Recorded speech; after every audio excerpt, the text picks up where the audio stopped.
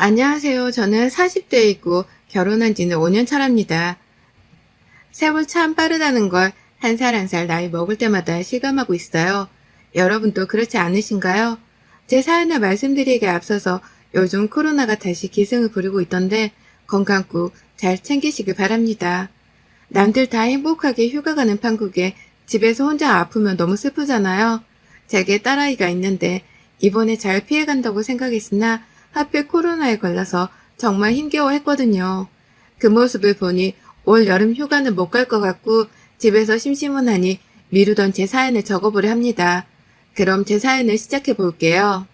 제게는 하나의 꿈이 있었습니다. 꿈이라고 말하기에는 조금 거창한 느낌이 있지만 화목한 가정을 꾸려서 살고 싶은 욕심이 있었어요.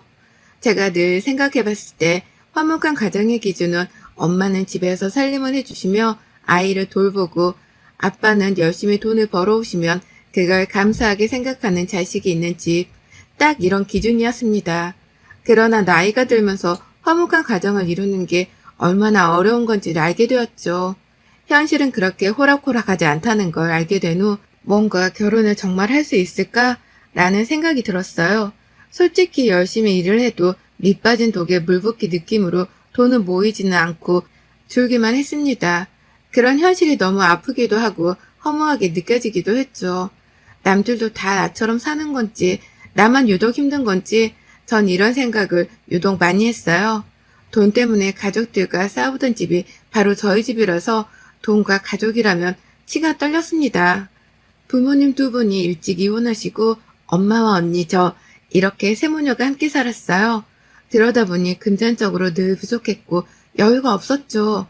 안 그래도 여유가 없는데 언니는 늘 금전적인 사고를 치거나 본인의 힘으로 무언가를 해보려 하지도 않았습니다. 동생인 제가 다 감당을 해야 할 몫이었죠. 한 번은 그런 적도 있습니다. 몸이 너무 아파서 병원에 가야 할 것 같은데 움직일 수조차 없었죠. 고열이 났는데 아무래도 열이 심하게 나니 오한도 심하게 오고 온몸이 녹아내릴 것 같은 상태로 살겠다고 병원을 가려 했는데 지갑에 카드와 현금이 없는 겁니다. 그 지갑을 부여잡고 얼마나 울었는지 몰라요. 아픈 것도 서러운데 동생인 제 지갑에 손을 대서 카드와 현금을 싹 가져간 언니를 보고 있자니 많은 생각이 들었죠. 그런 언니를 감싸돌기만 하는 엄마도 미웠고 그저 저 하나만 이 가족 구성원에서 고생하는 것 같은 느낌이 들어서 독립해버렸어요. 제가 없어져야 눈에 보이지 않아야 알아서들 살겠구나 싶어서 독하게 마음먹고 핸드폰 번호까지 바꾼 뒤 타지로 떠났습니다. 연고도 없는 타지로 떠난다는 게 쉽지 않은 선택이었지만 제게 늘 은인 같은 분이 한 분 계셨죠. 그분 도움으로 금전적으로 급할 때마다 급한 불을 끌 수 있었는데 그분이 사는 그 지역으로 떠났습니다. 오히려 너무 좋았던 게 심적으로는 안정이 되니 제가 볼 수 있는 시야가 넓어지더라고요. 그곳에 가서 털을 잡고 은인 같은 그분의 도움으로 이것저것 배우며 저 스스로를 성장시킬 수 있었습니다. 참 많은 걸 할 줄 아셨던 분이고 손재주도 남다르셨는데 저희는 함께 네일아트 샵을 오픈하기로 했어요. 새로운 곳에서 새로운 사람과 새로운 직업으로 살아가는 이 삶이 너무 좋았습니다. 제가 마음의 여유가 생겨서인지 손톱 기본 케어를 하러 오신 남자 고객과 눈이 맞았네요. 요즘은 깔끔한 걸 선호하는 남성분들도 네일샵에 오셔서 기본 케어를 많이 받으시는데 그중 한 사람이던 제 남편에게 첫눈에 반했습니다. 손이 꽤 거친 듯 느껴졌지만 거친 손에서 그간 살아온 세월이 담겨져 있었고 그 사람의 말투와 목소리에는 다정함이 묻어났죠. 은인 같은 샵 대표님이 이런 제 마음을 가장 먼저 눈치채셨고 저희 두 사람을 아주 적극적으로 밀어주셨습니다. 그 덕분에 연애를 시작하는 게 어렵지는 않았어요. 다만 너무 설레서 하루 종일 심장을 부여잡고 살았답니다. 이렇게 누군가를 사랑해본 게 언제인지 기억조차 가물가물하던 때 나타난 이 사람은 정말 제게는 행운 같은 존재였어요. 저희는 불같이 사랑했고 7개월 연애 끝에 결혼했습니다. 결혼할 때 오랜만에 친정집에 가서 엄마와 언니를 봤는데 여전히 달라진 모습이 보이지 않았고 그냥 통보식으로 결혼을 한다고 말만 했네요. 솔직히 남편에게 보여주기도 싫었지만 A란 게 있으니 인사를 시켰습니다. 그 와중에도 뭐하는 사람인지 한 푼이라도 뜯을 수 있는지를 먼저 체크를 하는 둘의 모습에 정이 그냥 뚝 떨어지더군요. 저희 집은 그렇게 대충 넘어가는 듯 인사를 했고 시댁으로 갔을 때는 분위기가 사뭇 달랐죠. 남편은 제게 늘 말했던 게 친형이 하나 있는데 본인과 너무 비교가 돼서 어릴 때부터 서로 비교 대상이었다고 했었습니다. 그래서 궁금했는데 실제로 보니 아주버님은 정말 제 남편과는 이미지부터가 다르셨죠. 아주버님은 흔히 말하는 모범생으로 어려서부터 늘 공부만 하던 사람입니다. 공부가 인생의 전부라고 생각하는 사람이었죠. 그렇다 보니 성공을 안 할래 안 할 수가 없었고 직업이 피부과 의사였어요. 심지어 본인 개인 병원을 오픈했으니 정말 성공한 삶을 살고 계셨죠. 사람이 똑똑하고 볼 일이라고 같은 형제인데 남편의 인생과는 정말 달랐습니다. 저희 남편은 평범한 회사원이었고 재산은커녕 빚이 조금 있었죠. 그러나 그런 남편을 전 사랑했기에 결혼을 선택했어요. 사실 아주버님이 특이 케이스인 거지 저와 제 남편 같은 상황이 특이 케이스는 아니잖아요. 남편과 제가 결혼한다고 하니 아주버님은 아주 묵직한 목소리로 짧고 굵게 말씀하셨습니다. 축하해요. 내가 원래 말이 별로 없고 무뚝뚝한 편이니까 오해하지 말아요. 아, 네. 그럼요. 편하게 하세요. 승준이 너 필요한 거 있으면 카톡으로 목록 보내줘. 결혼 선물로 형이 사줄게. 집 사자, 그럼 집. 그러게. 정말 집은 어떻게 구하려고? 그니까 형이 해줘. 가만히 이들의 대화를 들어보니 아주버님이 시묵을 살고 있는 시댁집도 사주셨고 심지어 저희 남편에게도 금전적인 도움을 꽤 주고 있는 듯 했습니다. 굉장히 멋진 형이구나 싶었죠. 농담 반 진담 반으로 했던 저 말에 덜컥 전셋집 하나를 구해주셨기에 정말 깜짝 놀랐어요. 저는 이걸 받아도 되는 건가 싶어서 남편에게 물었죠. 여보, 집을 이렇게 받아도 되는 거야? 아무리 형이라고 해도 그렇지. 괜찮아. 우리 형 돈 진짜 많아. 저 인간 아마 죽을 때까지 매일 돈 써도 다 못 쓰고 죽을 거야. 어? 아무리 그래도 형인데 너무 말이 심한 거 아니야? 뭐가 심해? 사실인데 엄마랑 나를 매번 도와줬어. 형은 여유가 되니까. 아, 그렇구나. 그래도 따로 인사라도 드려야겠어. 너무 큰 돈이잖아. 덜컥 집을 받았고 감사한 마음이 컸지만 또 한편으로는 이래도 되는 건가 싶었습니다. 뭔가 부담스럽기도 하고 조금 그랬죠. 어쨌든 결국 받고 결혼도 했고 감사 인사도 드렸어요. 남편과 저는 한 2년 동안은 아이 없이 신혼으로 지낼 생각이었습니다. 신혼생활이 꽤 즐겁고 행복하더라고요. 그런 생활에 힘입어 저는 신혼을 즐겼죠. 그런데 행복도 잠시 남편의 행동이 점점 수상하게 느껴지기 시작했어요. 생전 안 하던 행동들을 하기 시작했고 제 눈에 보였습니다. 우선 남편은 운전을 오래 하는 걸 정말 싫어해요. 온몸이 쑤시고 힘들다면서 갑자기 취미로 드라이브를 하며 경치 좋은 곳에 내려서 사진을 찍겠다고 했죠. 그래서 전 나쁘지 않은 취미이니 함께 하자고 말을 했습니다. 나 주말부터 취미 활동할 거야. 새로운 취미가 생겼거든. 우리나라도 아름다운 것이 참 많은데 내가 너무 안 가보고 산 것 같아서 드라이브 할 겸 갔다가 경치 좋은 곳 나오면 내려서 사진도 찍고 그럴 거야. 아, 그래? 근데 당신 운전 오래 하는 거 싫어하잖아. 나도 같이 가자 그럼. 운전 번갈아 하면서 하면 더 좋지 않나? 취미 활동은 혼자 해야지. 당신도 취미 활동을 찾아서 해봐. 나랑 같이 하려고 하지 말고. 운전하는 거 싫어해서 툭 하면 운전대 넘기던 사람이 갑자기 드라이브를 한다니 이상하네? 나는 왜 같이 가면 안 돼? 그냥 머리도 식히고 혼자 생각할 것들 정리도 하고 그러려고 그러지. 남편은 이런저런 핑계로 저와 함께하길 거부했습니다. 취미활동 자체도 이상한데 어디든 늘 저를 데리고 다니던 사람이 어떻게든 저를 놓고 가려는 게 보이니까 수상했어요. 분명 뭔가가 있다는 촉이 딱 왔죠. 설마 바람을 피는 건가 싶어서 네이버에 검색도 해보고 외도 증거를 어떻게 잡을 수 있는지 알아보고 했지만 딱히 잡히는 게 없었습니다. 심증만 딱 있는 상태로 이도저도 못하고 있었는데 꼬리가 잡혔죠. 하루는 남편이 입고 나간 옷이 아닌 새 옷을 입고 들어왔더라고요. 입고 나간 옷은 쇼핑백에 넣어서 왔는데 생전 옷을 인터넷 아니면 사입지도 않던 사람이 위아래 세트로 사입고 들어오니 이상했습니다. 저도 모르게 원래 입고 나갔던 옷의 냄새를 킁킁 맡았고 새우과도 비교를 해봤어요. 그런데 양쪽 옷에서 같은 여자 향수 냄새가 은은하게 퍼지더라고요. 정말 바람은 아니겠지 했는데 역시나 맞다는 확신이 들었고 전 드라이브를 간다며 떠나는 남편의 뒤를 밟았습니다. 미행을 하려고 렌트까지 해서 쫓아갔고 그날 하루 종일 쫓아다니며 상간녀와 남편의 뜨거운 데이트 현장을 다 목격했어요. 너무 쉽게 바로 증거들은 제 손에 들어왔고 전 바로 남편에게 사진들과 영상들을 보여주며 난리를 쳤습니다. 취미활동 같은 소리 하네. 당신은 여자 만나고 다니는 게 취미활동이니? 결혼한 지 2년도 안 된 유부남이 바람을 펴? 그럴 거면 나랑 도대체 왜 결혼해서 내 인생까지 망쳐? 뭐야?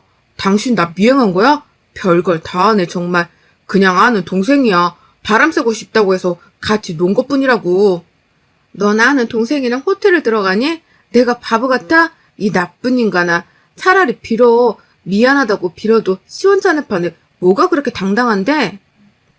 남편과 큰 싸움을 한 후 서로 대화를 하지 않고 있었습니다. 한번 바람핀 사람은 절대 믿는 게 아니라는 것쯤은 알고 있었기에 진지하게 이혼을 생각하고 있었죠. 그런데 뱃속에 아이가 생겼더라고요. 제가 너무 불행한 집에서 살아서 자격지심이 생긴 건지 아빠 없이 키우고 싶지도 않았고 무엇보다 저 상간녀랑 남편 좋으라고 이혼하고 싶지 않았습니다. 아이는 무슨 죄예요. 태어나자마자 아빠가 없다는 건 생각보다 큰 아픔들을 겪으며 살아야 하는데 그걸 아이에게 견뎌내며 살라고 하고 싶지 않았습니다. 제 속에 만신창이가 돼도 괜찮았죠. 그래서 전 결정을 해서 남편에게 말했어요. 나 임신했어. 이혼 안 할 거고 당신이랑 살긴 할 건데 아이의 엄마 아빠로 살자 우리. 적어도 아이한테 부끄러운 행동은 하지 말고 피해주지 말고 살자고. 알아들어? 사실이야? 세상에 이걸 왜 이제 말해. 여보 그때 그건 정말 실수였어. 나도 반성 많이 했다고. 아이도 생겼고 우리 다시 시작해보자. 내가 잘할게 진심이야. 그딴 말 안 믿을 거고 지키지도 못할 말 내뱉지도 마. 소름 끼치니까 분명 말했어. 아이한테 부끄러운 행동하지 말고 피해주지 말라고. 그렇게 쇼윈도 부부 마냥 저희는 살게 되었습니다. 물론 남편은 임신 사실을 알고 저를 떠받들어 줬지만 전 마음이 예전 같지 않았어요. 혹여나 또 믿었다가 2번 배신당하면 제정신으로 살지 못할 것 같았거든요. 그래서 제가 덜 다치기 위해 방어를 했던 것 같습니다. 상황은 좋지 않았어도 뱃속에 아이가 있음에 하루하루가 행복했어요. 제가 아이의 엄마가 된다는 게 신기하고 믿기지 않았죠. 임신 초기에는 위험하다고 해서 그 상간녀 머리채 한번 잡지 못하고 냅뒀거든요. 그런데 임신 중기쯤 되었을 때 이것들이 아직도 만나고 있는 걸 알고 제가 현장을 덮쳐서 머리채를 뜯어버린 적이 있었습니다. 이때 시모를 대동해서 함께 갔는데 시모는 오히려 제게 그러더군요. 아유 그만해라 너도. 나는 우리 승준이가 왜 바람 폈는지 알 것도 같은데 넌 모르겠냐? 어? 여자는 자고로 저렇게 여리여리하고 청순해야지 남자들이 뻑하는 거야. 너처럼 두세고 잡아먹을 기세면 어떤 남자가 좋다고 하겠어? 안 그러냐? 어머님이 임신했는데 남편이 바람펴도 그렇게 말씀하실 수 있어요? 아니면 어머님 딸이 저 같은 상황이어도 그렇게 말씀하실 수 있으세요? 말이라고 다 말이 아닌 거예요. 같은 여자로서 애 가진 제가 불쌍하지도 않으세요? 이 몸으로 남편이랑 바람난 저것 머리채나 잡고 있는데 그게 싫으면 갈라서야지 어쩌겠냐? 네가 얼마나 매력이 없으면 우리 아들이 한눈에 팔겠어. 그러게 여자로서 아내로서 잘 좀 하지 그랬니? 사이가 이런데 얘는 대체 어떻게 생겼나 몰라. 시모 때문에 상간녀 앞에서 오히려 더 모욕을 당하고 수치스러웠습니다. 그렇지만 뱃속에 있는 아이를 지키기 위해서라도 전 강해져야 했어요. 절 비웃고 있는 상간녀에게 성큼 다가가 말했습니다. 야, 내 남편 건들지만 뭐. 나는 이딴 소리 안 해. 건들 거면 건들고 데리고 놀려면 놀아. 근데 네가 모르는 게 있는데 허우대만 멀쩡한 속빈 강정이야. 네가 뭘 뜯어먹으려고 해도 뜯어줄 게 없다고. 그러니까 재미 좀 봤으면 딴 놈 찾아가라. 여기서 헛발질 하지 말고. 그게 아니라 남편 뺏길까봐 무서운 거 아니고?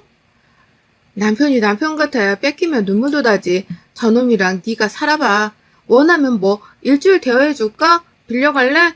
말만 해. 이렇게 몰래 만나다 걸리는 저급한 행동하지 말고 니들이 저급한 수준이면서 왜 나까지 저급하게 만들려고 하니? 기분 더럽게. 상간녀에게 제대로 말을 해주긴 했지만 집에 돌아와서 한참을 울었습니다. 그 후 출산하고 아이를 키우는 데에만 집중해서 살았어요. 그렇게 1년이 흐르고 2년이 흐르고 이 인간과 이렇게 산 지도 어느 5년차가 다 되어갈 때쯤 큰 사건이 터졌습니다. 아이가 태어난 후 딸아이가 너무 예뻐서 그런지 퇴근하면 바로 집에 와서 딸아이랑 놀아주고 주말에도 함께 여행을 가는 가정적인 사람으로 변하긴 했어요. 가슴에 큰 상처가 있었지만 아이에게 최선을 다하는 모습에 조금은 안도를 했던 것 같습니다. 상처를 묻고 그렇게 살아가고 있었고 드디어 남주기 아까웠던 아주버님이 결혼한다며 만나는 분을 소개해 주기로 했죠. 꽤 기대가 되었습니다. 워낙 좋은 분이니 좋은 사람을 만날 거라는 확신이 있었고 제게 형님이 생기는 거니까 좋았어요. 남편에게 슬쩍 아는 게 없는지 물어봤는데 전혀 모르더라고요. 온 가족의 기대 속에 아주버님은 결혼할 분을 시댁으로 데리고 왔고 저는 그 여자를 보자마자 너무 놀라서 손에 들고 있던 접시를 떨궜습니다. 그 여자는 저를 지긋지긋하게 괴롭히던 남편의 상간녀였죠. 당연히 시모와 남편도 놀랬겠지 싶어서 그들을 봤는데 놀라지도 않고 태연하게 처음 보는 척 인사를 나누더라고요. 어서 와요. 오느라 힘들었죠? 뭘 좋아할지 몰라서 이것저것 차리긴 했는데. 어머, 어머님. 진수랑 성찬이가 놀러왔다. 깜짝 놀라겠어요. 진수 성찬이 따로 없네요. 유머도 대단하셔라. 앉아요, 얼른. 지금 이게 뭐 하는 거예요? 둘이 이러고 있는 걸 보니 속이 뒤집히고 어이가 없어서 제가 딱 한마디 했더니 남편이 바로 저를 끌고 방으로 들어가더군요. 이거 놔, 왜 이래? 대체 이게 뭐 하는 짓이야, 지금? 당신만 입 다물면 아무 문제 없다고. 그냥 결혼하게 냅둬. 나 어차피 저 여자랑 이제 아무 사이도 아니니까. 너 미쳤니? 너랑 바람펴서 우리 집 파탄 나게 할 뻔한 그 여자를 형수로 모시고 난 형님으로 모시고 살자고? 너 돌았어? 우선은 그렇게 살자고. 같이 사는 것도 아닌데 뭐가 문제야? 오래 안 걸려. 뭐가 안 걸리는데? 단단히 미쳤구나 당신. 아주버님께 당장 말할 거야. 이거 놔. 끝까지 제압을 막으며 우선 조용히 있으라고 했죠. 대체 무슨 수작인지 궁금해서 가만히 있어봤습니다. 상간녀는 끝까지 모른 척하며 밥 먹고 상견례 날짜까지 잡고 돌아갔어요. 아주버님과 상간녀가 나가자 시무와 남편은 본색을 드러냈죠. 그들의 대화를 들어보니 상간녀를 이용해서 아주버님의 재산을 뜯어서 공동 분배를 하려는 계획이었습니다. 본인의 친아들이고 친형인데 말이죠.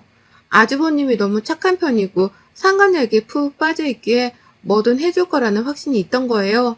정말 나쁜 사람들이죠. 전 당연히 이 상황을 두고 볼 수 없었고 아주버님을 따로 만나서 폭로했습니다.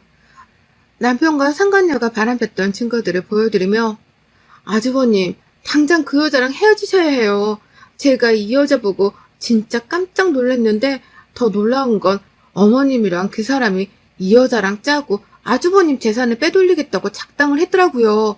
전 더 이상 이 사람이랑 못 살겠어서 이혼할 거니까 아주버님도 얼른 살길 찾으세요. 제 말에 아주버님은 너무 큰 충격을 받으셨어요.